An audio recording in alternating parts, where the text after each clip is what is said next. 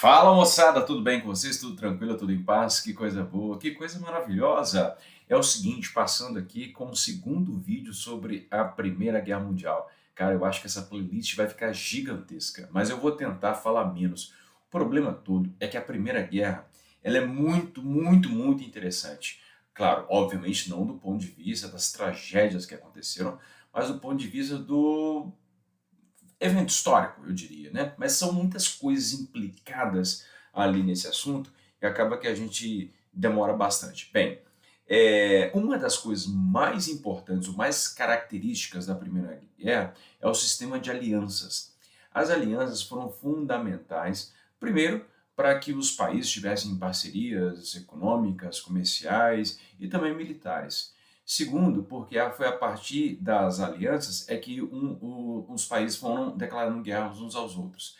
Bem, a primeira aliança que surgiu, obviamente, foi por meio da iniciativa da Alemanha, que foi a chamada a Tríplice Aliança, que era formada pelo Império Alemão, pelo Império Austro-Húngaro e pela Itália. É, a aliança entre o Império Alemão e o Império Austro-Húngaro, ela foi muito importante para a eclosão da guerra. A Itália, apesar de fazer parte dessa aliança, ela não era necessariamente assim uma aliada do Império Austro-Húngaro. Muito antes, pelo contrário, havia uma rivalidade muito grande entre o Império Austro-Húngaro e a Itália por causa de disputas territoriais ali no nordeste da Itália. Bem, de forma que quando a guerra começa, e a guerra começa, que o primeiro ato de guerra efetivamente é feito pelo Império Austro-Húngaro, então a Itália não vai participar da guerra inicialmente. Depois ela vai ser convencida para entrar do lado da Tríplice Entente. A Tríplice Entente ela é formada muito tempo depois, cerca de 18, 25 anos depois da Tríplice Aliança. E a Tríplice Entente era formada pelo Império Russo, pela Grã-Bretanha, pelo Império Britânico e pela França.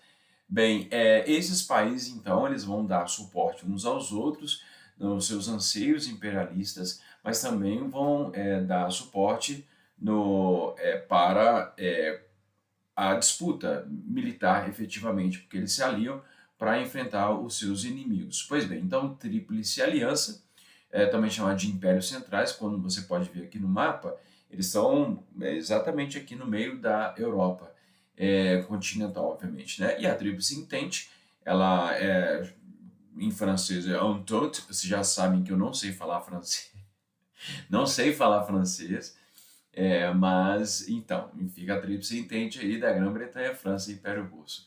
Bem, antes da guerra começar efetivamente, as alianças elas vão se consolidar por problemas que os países enfrentam em outros territórios. Um dos problemas mais notáveis antes da guerra eclodir foi a questão marroquina, que basicamente é a disputa de três países, a Grã-Bretanha, a França e a Alemanha. Havia também o interesse da Espanha na região, e ali ficava Marrocos no meio dessa disputa desses países imperialistas. Bem, a Inglaterra e a França fazem um acordo para que a Inglaterra apoiasse o domínio da França sobre o território marroquino, enquanto a França apoiaria a Inglaterra no domínio do Egito. E a Alemanha, então, ela fica a ver navios, ela não fica no território. Obviamente que essa situação levou ao acirramento da animosidade entre os países. Não sabe o que é animosidade? Joga no Google. Mentira, animosidade é aquele clima de tensão, né, que existia entre os países. Então, no final das contas, esse apoio que os franceses vão dar para Marrocos vai gerar mais raiva, né, entre os alemães contra essas duas potências. Pois bem, um outro problema, uma outra treta, essa é pesada, é muito mais pesada que essa aqui, inclusive, que aconteceu na chamada questão balcânica. Os Balcãs é uma região que fica ali na Península Balcânica, onde hoje, por exemplo, um país como a Grécia, a Romênia, a Bulgária, Croácia, 4 minutos para voltando para acabar o segundo tempo da prorrogação. Bem, eu estava pensando alto aqui, gente, vocês me desculpem, tá? Mas enfim, há vários países que estão ali hoje Se hoje é muito difícil para a gente entender a relação e os problemas que os países têm, há 100 anos atrás era muito pior. É, mas o que acontece? Essa região, por muito tempo, foi dominada pelo Império Otomano. Essa região tinha sido dominada por outros impérios, inclusive antigos.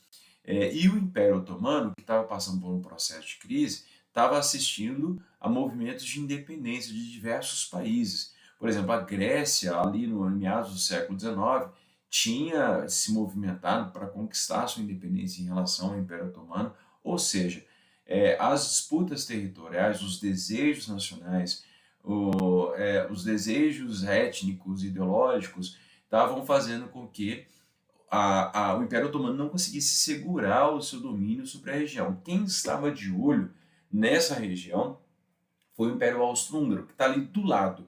Então, quando eles percebem que o Império Otomano está em crise, o Império Austro-Húngaro começa a dar pitacos ali na região, inclusive anexando um país com um nome muito legal, chamado Bósnia-Herzegovina.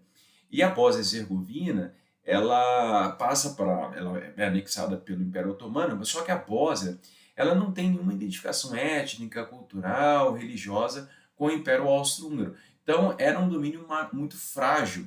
E nesse mesmo momento, a Sérvia, que era um dos grandes territórios que existem ali naquele local, estava de olho no apoio, quer dizer, estava apoiando movimentos separatistas da Bósnia. E isso, obviamente, causava um grande mal-estar em relação ao Império Austro-Húngaro, que dominava a região. O sonho da Sérvia era realizar um grande reino, chamado Grande Sérvia, motivado por um sentimento nacionalista, vamos dizer assim, conhecido como pan-eslavismo, ou seja, as nações de origem eslava se apoiariam umas às outras para dar suporte contra os grandes impérios e eles próprios formariam um grande reino de nações eslavas. A questão toda é o seguinte, a região balcânica, eu vou adiantar aqui, depois eu volto para falar mais. A região balcânica, como vocês podem estar vendo aqui, deixa eu ver se eu tenho um marcador bonitinho aqui, vamos marcar de vermelho, isso. A região balcânica, ela tem aqui muitos países que são próximos, mas ao mesmo tempo são muito distantes. Por quê? Existem muitas montanhas aqui na região. E, inclusive, Balkans significa montanha em turco. Bem, então isso diz um pouquinho da composição geográfica e também cultural da região, fazendo com que os países fossem muito diferentes uns dos outros. Então é uma região culturalmente ou naturalmente muito tensa. Bem, mas ao mesmo tempo, se você observa bem, é uma região muito estratégica. Por quê? Porque ela está ali na entrada ou na saída, como queira, para o Oriente Médio, na passagem terrestre, e ela também é um ponto de ligação, por exemplo, do Mar Negro para chegar, por exemplo, ao Mar Egeu, que também chega ali no Mar Mediterrâneo, passando pelo Estreito de Bósforo, que é um estreitinho que tem na Turquia, que está lá até hoje, né? Que sempre foi um ponto de disputa entre diversas nações, o Império Russo, o Império Otomano e outros impérios anteriores que disputavam a região. Por quê? A Rússia, apesar daquele tamanho todo, ela tem pouco acesso ao mar quente, entre aspas, porque o mar que o mar que está que tá na Rússia é um mar congelado, um mar frio, de difícil navegação, né, ao norte. E ao sul você tem basicamente ali um Mar Negro para acessar os outros territórios.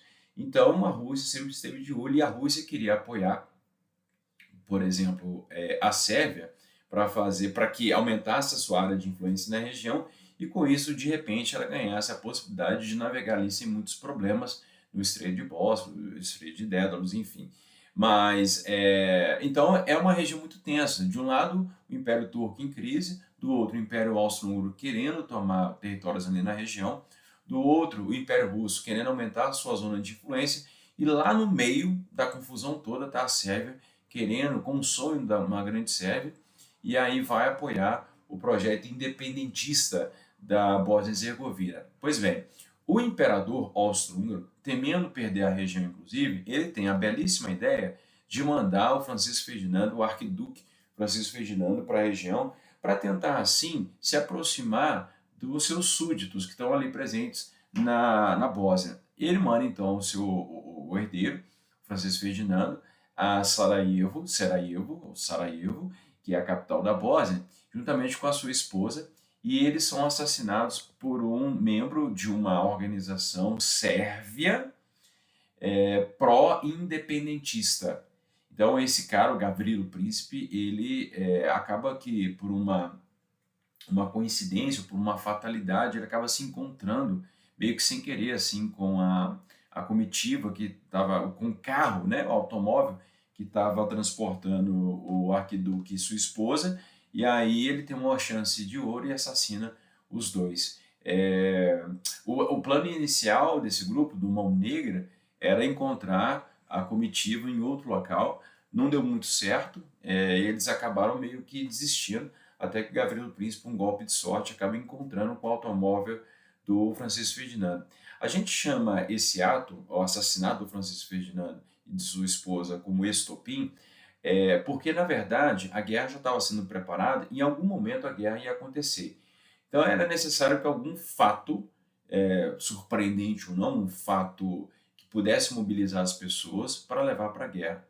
A questão é que o Francisco Ferdinando sendo assassinado por um membro de uma organização pró-Sérvia contra o Império Austro-Húngaro fez com que o Império Austro-Húngaro exigisse do governo da Sérvia uma atitude mais drástica em relação a grupos que eram pró-separatismo. E aí, na avaliação do Império Austro-Húngaro, a Sérvia não tomou decisões importantes ou decisões mais assertivas, e isso fez com que, então, depois de alguns ultimatos, o Império Austro-Húngaro vá declarar guerra à Sérvia no dia 28 de julho de 1914, e o primeiro ato de guerra é o bombardeio de Belgrado, que é a capital da Sérvia. Portanto, aí, a partir desse momento é que vão se desencadear os conflitos. E aí, por exemplo, o Império Austro-Húngaro declara guerra à Sérvia.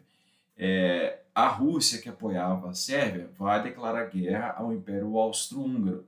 E aí depois um país começa a declarar guerra uns aos outros. Por exemplo, a Alemanha vai declarar guerra à Rússia, aí depois a França vai declarar guerra à Alemanha, enfim, os países vão se declarar uns aos outros e a guerra vai rapidamente, ela vai continuar, vai haver batalhas ali na chamada Frente Oriental, na região balcânica, ali na fronteira entre a Alemanha e a Rússia, por exemplo, mas grande parte da guerra vai se deslocar muito rapidamente para a chamada Frente Ocidental, para a qual os alemães vão deslocar um grande contingente para tentar esmagar a França.